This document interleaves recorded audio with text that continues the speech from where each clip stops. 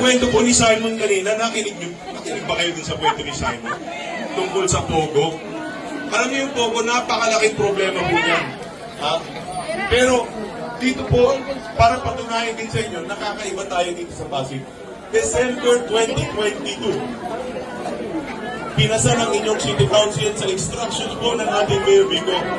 Tayo unang lungsod na nag-ban ng Pogo sa buong Pilipinas.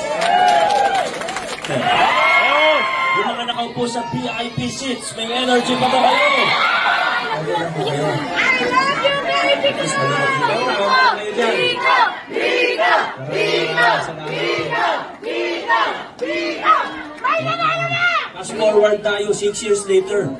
Ito yung naging paborito kong halimbawa o simbolo ng pagbabago sa ating lungsod. Alam niyo po kung bakit? Kasi sa simpleng halimbawa na ito, nakita natin yung pagbabago o kaibahan sa estilo ng paggogobyerno at kultura ng politika sa lungsod ng Pasig. Ay kita po natin na kung dati may kasama pang takutan, ay gamit naman po, hindi ng tao.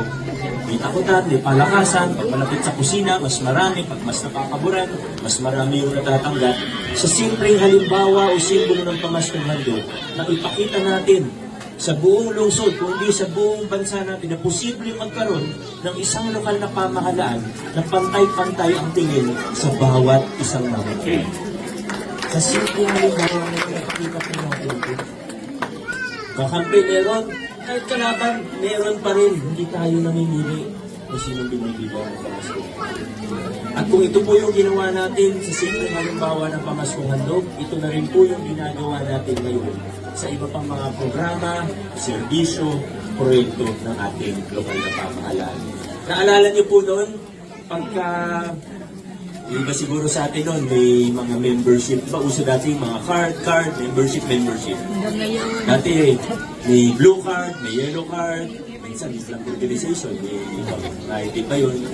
Pag meron ka noon, malakas ka, prioridad ka. Pag may pribileyo, ikaw yung unang magkakaroon. Pero hindi lahat ay meron yun. Dati para makakuha ng pamaskong handog yung senior citizen, yung 3,000 kada Pasko, dati kailangan mo muna ng privilege card. Yung privilege card na yun, doon din yung gagamitin mo pag pumunta ka sa PCGH para malibre ka yung bill, para malibre yung bill mo sa PCGH. Noong 2019, tinanggal natin yung mga card at membership na yan. Noong una, maraming naghahalit sa akin. Yung mga pumila pa sa opisina ko, sabi, ngayon, ba't mo naman tinanggal yung card? Pinakuha kong benepisyo doon. Pero siguro, at muli po, fast forward tayo, 2025, siguro ngayon. Nautawa kayo dyan. Vico! Vico! Vico! Vico!